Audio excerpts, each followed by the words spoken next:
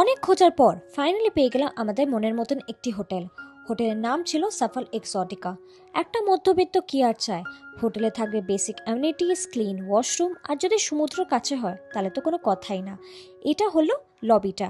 আমাদের room number ছিল 103 আর আমাদের বন্ধুদের রুম নাম্বার ছিল 104। এখানে প্রত্যেকটি রুমে স্মার্ট লকের ব্যবস্থা আছে। আসুন আমাদের রুমটা একবার দেখে নিন।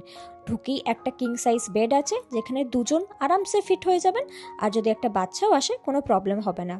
পাশেই হচ্ছে ইন্টারকম, আর ঠিক বিছানার অপোজিটে হচ্ছে টেলিভিশনটা। আর এইদিকে হচ্ছে একটা মাল্টিপারপাস টেবিল, যেখানে খাওয়া দাওয়া বলুন প্লাস অফিসের যাবতীয় কাজকর্ম কিন্তু করতে পারেন। একটা চেয়ার মিসিং ছিল, যেটার ফিডব্যাক আমরা দিয়ে এসেছি। এখানে হলো আমাদের ওয়ার্ড্রপটাও কিন্তু ভালোই স্পেশিয়াস ছিল, যেখানে লাগেজ বলুন বা জামা কাপড় আরামসে রাখা যাবে।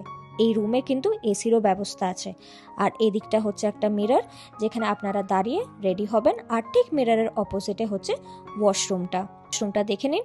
ওয়াশরুমে হচ্ছে ওয়েস্টার্ন টয়লেট, তার সাথে বেসিন, বালতি, মগ আর যেরকম শাওয়ার থাকে সবই ওয়াশরুমে ছিল। হ্যাঁ, আর গিজারও ছিল। হোটেলটার ভাড়া নিয়েছিল 2200 টাকা, আর সিজনে এটা আপ ডাউন করতে পারে। আর একটা ইম্পর্টেন্ট কথা বলে রাখি, এটা কিন্তু স্বর্গদ্বার বা লাইট হাউসের কাছে না, এটা তার পাশেই পুরীর আরেকটি সি বিচে, তাই জন্যই এতটা কম দাম। Good morning